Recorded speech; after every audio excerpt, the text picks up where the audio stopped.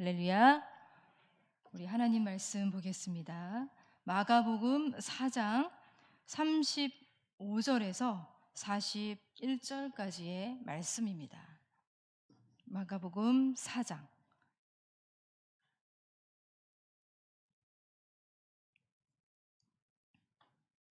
35절부터 41절까지 말씀을 우리 함께 합독하시겠습니다. 시작.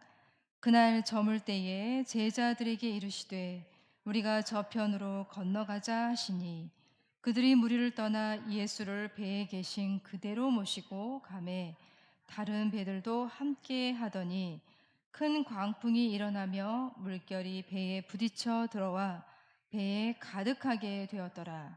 예수께서는 고물에서 베개를 베고 주무시더니 제자들이 깨우며 이르되 선생님이여 우리가 죽게 된 것을 돌보지 아니하시나이까 하니 예수께서 깨어 바람을 꾸짖으시며 바다더러 이르시되 잠잠하라 고요하라 하시니 바람이 그치고 아주 잔잔하여지더라. 이에 제자들에게 이르시되 어찌하여 이렇게 무서워하느냐 너희가 어찌 믿음이 없느냐 하시니 그들이 심히 두려워하여 서로 말하되 그가 누구이기에 바람과 바다도 순종하는가 하였더라. 아멘. 네. 날이 이제 저물어 가고 있었습니다. 이미 주님의 몸은 지치실 대로 지쳐 있으셨습니다. 주님은 이미 그날 너무나도 많은 일들을 행하셨습니다. 많은 사람들을 만나셨고 또 고치셨고 그들에게 새로운 이야기, 하나님 나라의 이야기를 열정적으로 가르쳐 주셨습니다. 그리고 제자들에게는 따로 불러서 말씀하신 그 하나님 나라의 이야기를 자세히 풀어 들려주셨습니다. 사람의 옷을 입고 오신 존귀하신 예수님의 몸이 이미 녹초가 되어 있었습니다. 우리가 저편으로 건너가자. 우리가 저편으로 건너가자. 날이 저물어지는 그 시간에 우리 주님은 무리들을 남겨두고 갈릴리 바다 건너편, 그러니까 거라사 지역으로 건너가자고 제안을 하셨습니다. 제자들은 순종했습니다.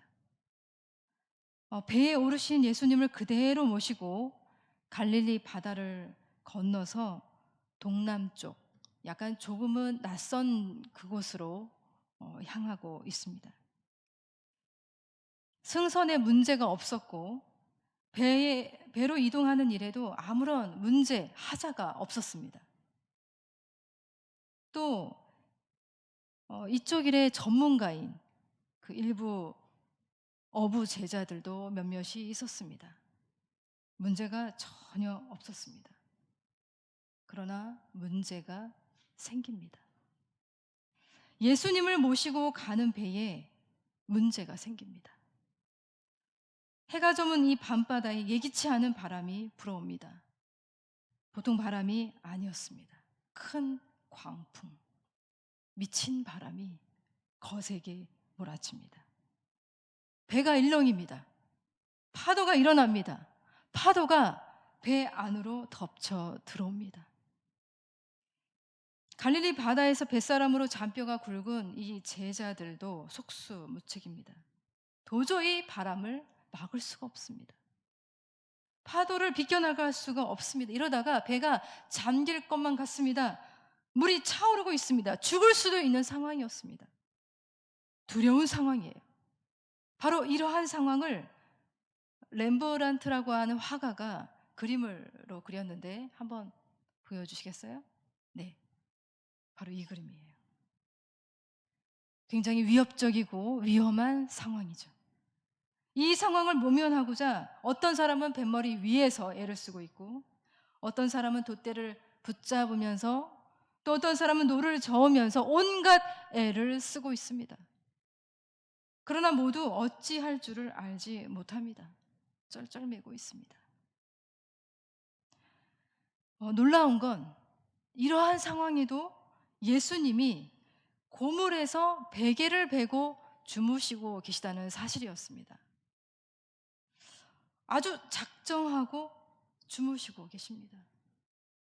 극도의 이 불안감과 이 두려움에 사로잡혀 있는 제자들과는 달리 그분은 너무나도 평안하십니다.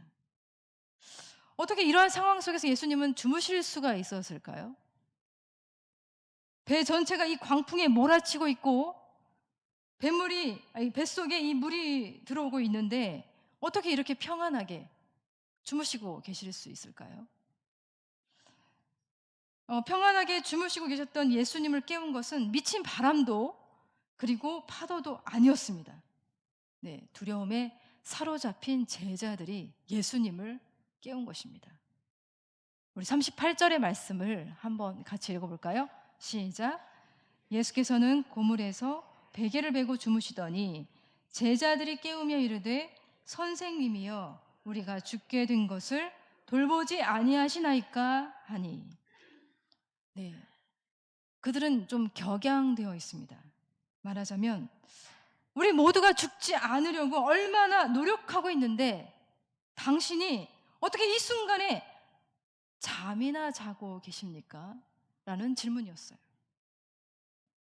저편으로 가자고 하신 분이 바로 예수님이셨잖아요. 그죠? 그런데 이런 상황에서 어떻게 잠을 주무실 수가 있습니까? 마치 꾸중을 하듯이 짜증과 원망 섞인 말로 그들은 예수님을 깨웁니다. 한 명, 두 명이 아니었어요. 제자들이 그렇게 깨웠습니다. 그들의 말 속에는 불안과 의심이 있습니다. 만약에 여러분이 저 상황이었다면 어떻게 하셨을 것 같습니까? 우리가 죽게 된 것을 돌보지 아니하시나이까. 정말 이 말이 계속 읽다 보니까 우리 귀에 굉장히 익숙한 말이더라고요. 광야의 백성들도 그런 익숙한 말을 내뱉었었습니다. 민수기 21장 5절의 말씀에 보시면 백성이 하나님과 모세를 향하여 원망하되 어찌하여 우리를 애굽에서 인도해 내어 이 광야에서 죽게 하는가? 이곳에는 먹을 것도 물도 없도다. 우리도 가끔씩 이런 말을 내뱉은 적이 있지 않았습니까? 우리가 죽을 맛인데 살기가 이렇게 힘든데 왜 돌보지 않으십니까? 우리 가정이 먹고 살기가 이렇게 힘든데 왜 하나님 돌아보지 않으시는 것입니까? 경제가 이렇게 힘든데 이 나라가 엉망진창인데 왜 하나님 돌보지 않으시는 것입니까? 여러분, 큰 광풍은 갈릴리 바다에만 부는 것이 아닙니다. 여기 우리 삶의 자리에도 불어오고 있습니다. 예기치 않은 질병으로도 경제적인 파산으로도 불어닥칩니다. 주님이 승선하신 배에도 큰 광풍이 몰아친 것처럼 네, 예수 믿는 우리의 삶에도 광풍이 불어옵니다. 문제가 없을 줄 알았는데 문제가 생깁니다. 어디서 온 바람인지 정체 모를 거센 바람이 온 사방에서 불어와서 온 집안이, 온 나라가 흑암과 혼돈으로 가득합니다. 갑작스럽게 불어오는 이 미친 바람 때문에 주님의 돌보심에 대한 뿌리 깊은 불신이 우리 마음 깊이 자리 잡고 있어요.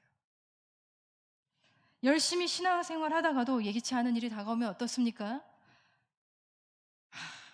기도해봤자 변화되는 것은 하나도 없구나. 기도를 안 합니다. 원치 않은 일이 생기면 이런 생각을 합니다. 주님이 돌보지도 않으시는데 뭐하러 힘들게 신앙생활 하나? 그런 생각을 하는 사람도 가끔 있습니다. 주님은 내가 이렇게 힘든데, 내 가족이 이렇게 힘든데 왜 돌보지 않으시는 거지? 나를 사랑하지 않으시는 건가? 내 기도를 듣지 않으시는 건가? 오만 생각이 듭니다. 여러분, 진짜 광풍은 사실 우리 마음에 찾아오는 거예요. 그 광풍은 의심과 근심이라는 광풍이고 두려움이라는 광풍이에요. 우리의 작은 배가 두려움과 의심의 이 광풍에 일렁거리고 난파할 지경입니다. 그런데 여러분, 여기서 우리가 반드시 깨달아야 할 첫 번째 사실이 있어요.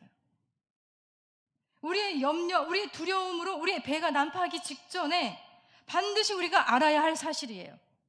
그 사실은 바로 우리의 작은 배에 누가 계시다고요?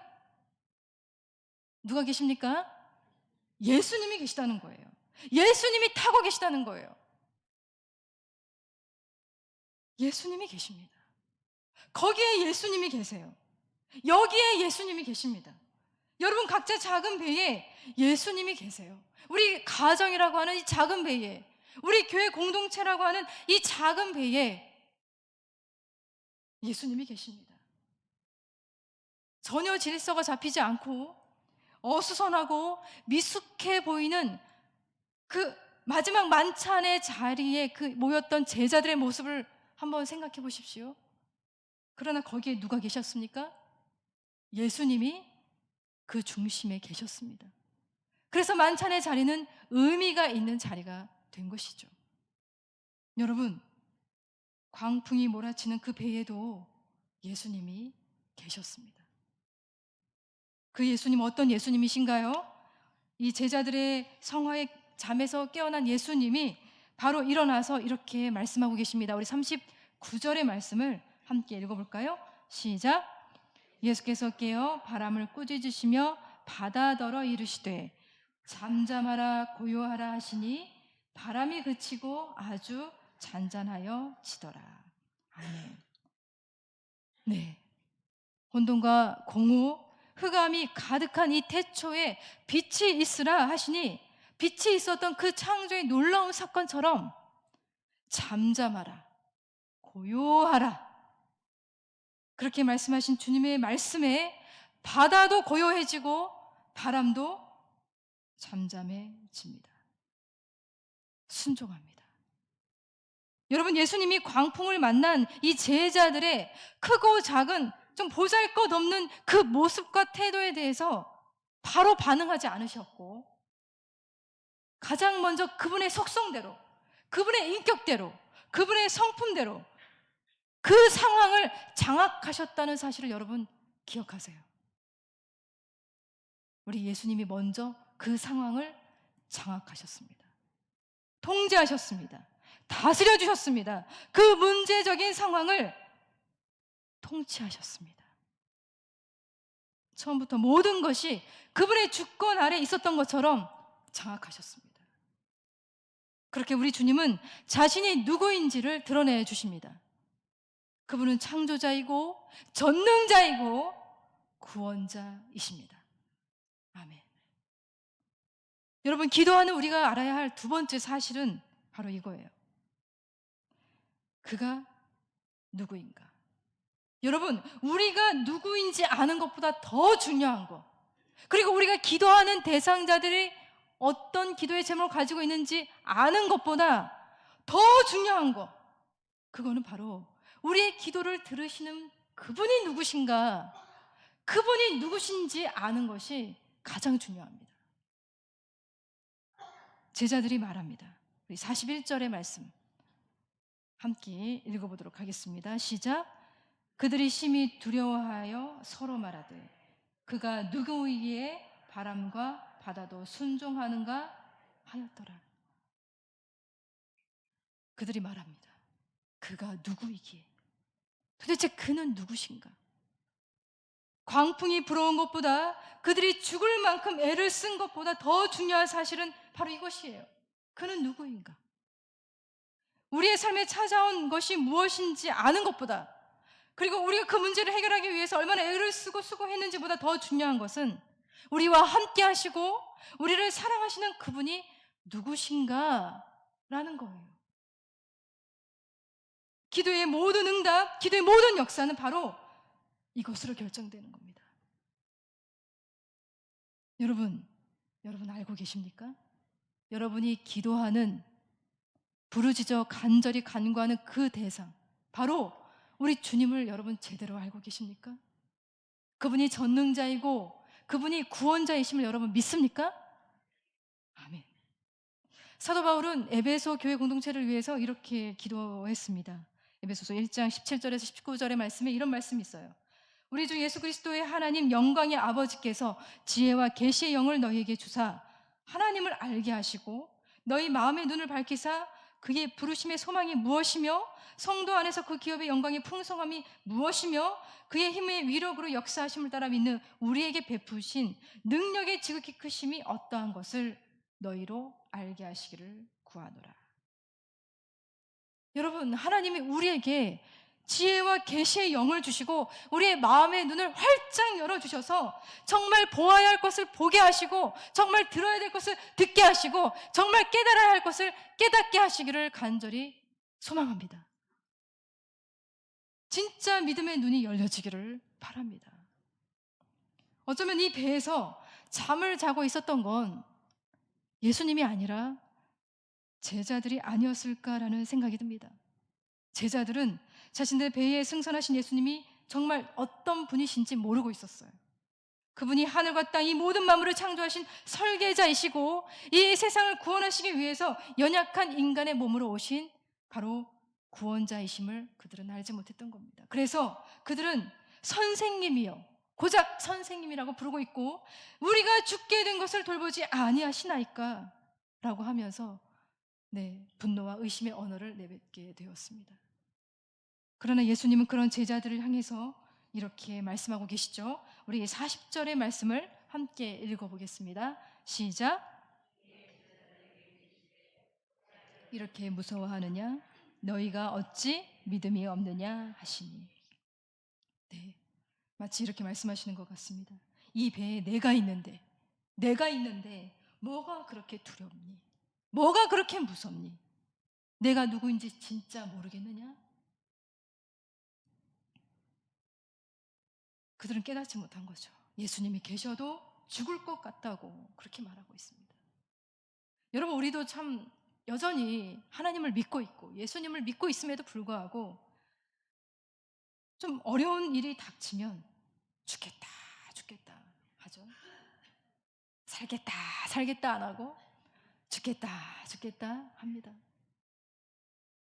예수님이 계셔도 사랑하는 예수님의 그 손길을 수없이 많이 경험하고 우리의 수많은 기도들을 수도 없이 응답해 주신 하나님이 계심에도 불구하고 죽겠다 합니다. 여러분 두려움이라고 하는 것은 실체가 없어요. 두려움은 사실이 아닙니다.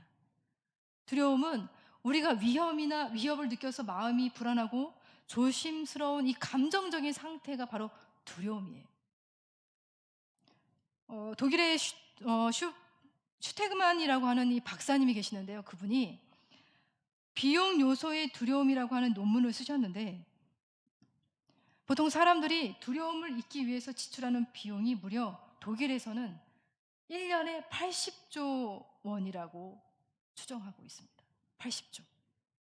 두려움을 잊기 위해서 마신 술로 30조 원. 수면제 등 약품 비용 15조. 그리고 불안 때문에 떨어진 능률로 인한 손해 20조. 그리고 두려움으로 인해 생긴 병, 그 치료 금액이 8조.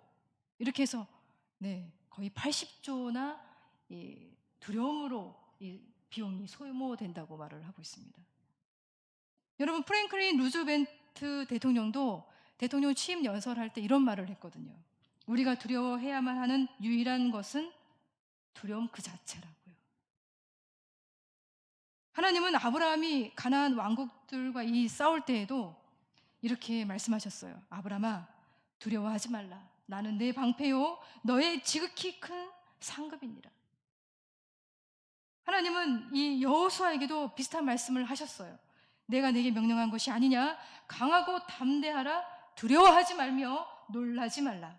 내가 어디로 가든지 내 하나님 여호와가 너와 함께 하느니라.